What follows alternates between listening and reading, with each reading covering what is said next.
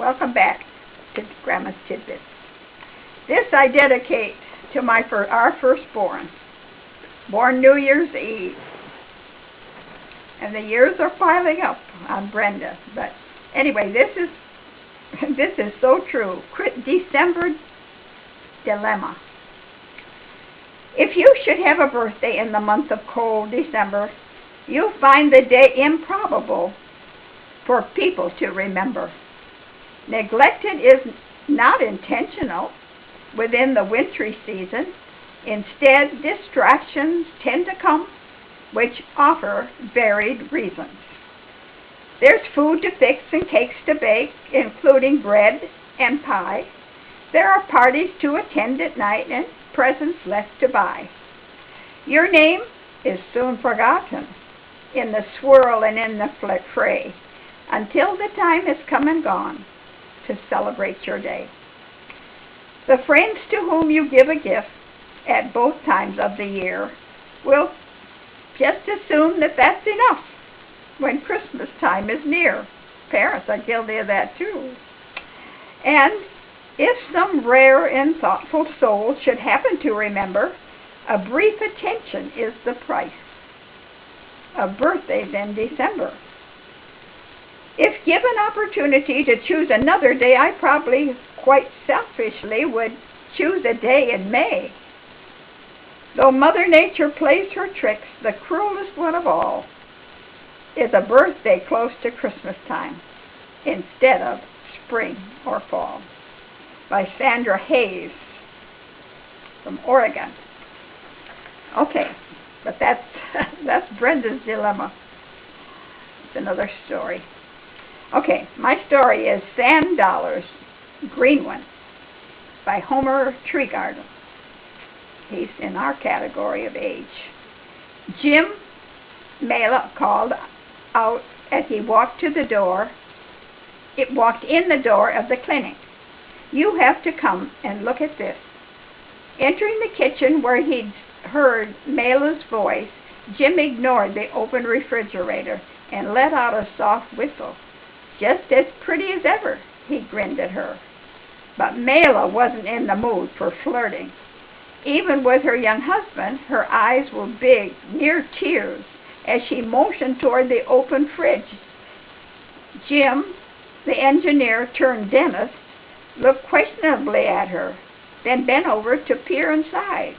Well, he said slowly, it appears to me to be working.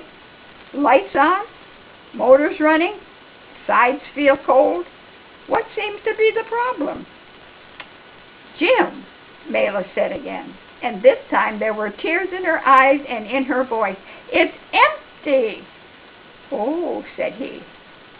So that's the problem. Jim and Mela had agreed to serve for 3 months to run the clinic after the previous dentist had to leave suddenly. They weren't there as regular church workers, and they didn't expect to make a lot of money, but they thought there would be enough to eat. The friend who persuaded them to do this told them they would earn what they were worth and would be fine, whatever that meant. Naively, they agreed on that basis. There were a lot of pluses to being on St. Vincent. Nice weather, good food, excellent snorkeling, rated 3rd best in the world, and it was only 200 miles from Mela's family on Trinidad. But money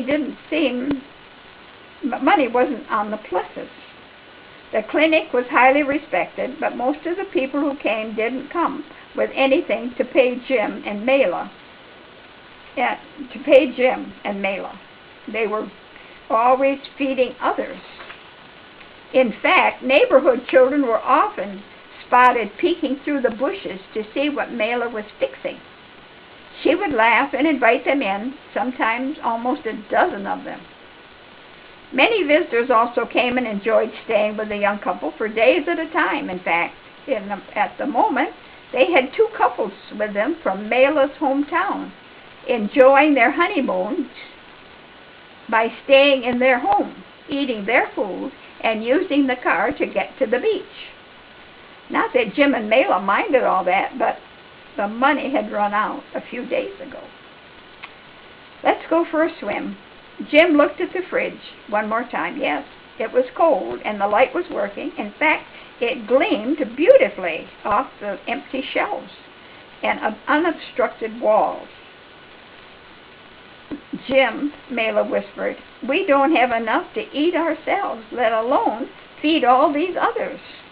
I know, Mela, Jim sighed, looking out the window, but God sent us here, and He has sent them here to us.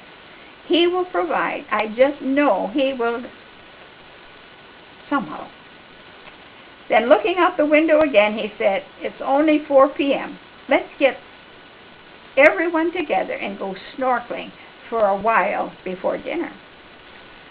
The little Nissan Sentra bulged under the load of 6 adults and 4 or 5 neighborhood kids who crowded in for the ride to Indian Bay. Once he was in the water, the pressure seemed to drain away from Jim's body and mind. Huge schools of fish twisted and turned, mixed and separated again. The sun, flashing off the different angles of their scales, made the entire school change suddenly from silver to green to gold. It was breathtaking, all those fish. Jim had all but forgotten the empty fridge when Mela pointed him to the reef below. Sick, he thought, looking down. Who would dump that trash in a beautiful place like this? He kept on swimming. Suddenly, Mela was beside him again, pulling on his arm and shouting something into his mask. She kept pointing at the trash by the reef. He couldn't understand what she was saying, but he dove down 15 feet to have a look. Suddenly, Jim blinked and looked again. That wasn't trash. It was $100 bills, 5 of them, floating lazily on the bottom, gently moving back and forth with the current. At that point, Jim's mind forgot to tell him he was 15 feet underwater. He had been on a diving team for years, and his lungs weren't screaming out yet. He sat at the bottom and numbly picked up the bills. He was so sure something was wrong that he actually tried to rub the ink off them. He held them up in the light streaming down from above to see if he could pick out the metallic stripe. He even pulled on them to see if they would tear. Finally convinced they were really $100 bills, he pushed off and rushed to the surface.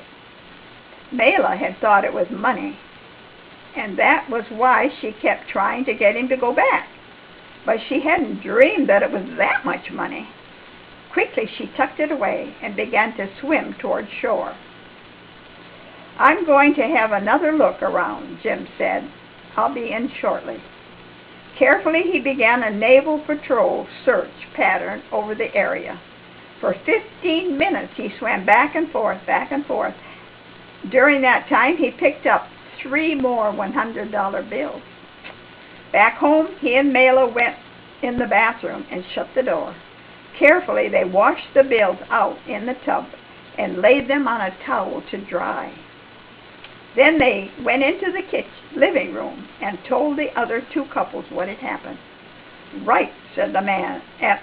Right, one of the men laughed. You're telling me that you just went swimming along and found $100 bills floating in the water and picked them up? Jim walked into the bathroom and brought out the towel. The 2 couples quit laughing, and their mouths dropped open in amazement. One of the men picked up a wet bill and looked at it. I've never seen this much money in one place in my life, he said with a low whistle. With much rejoicing, Mela and Jim brought the food they needed for that night. Under Mela's careful management, that $800 lasted them the rest of their time on the island. They never had to turn anyone away, and when they finally stopped in Trinidad on their way home to the United States, they still had 1 bill left. More than 100 people had been snorkeling in that quarter-mile Indian Bay that afternoon. No one else had found a single bill, and no one had reported losing any either. How did the trash get there, and what had kept it there?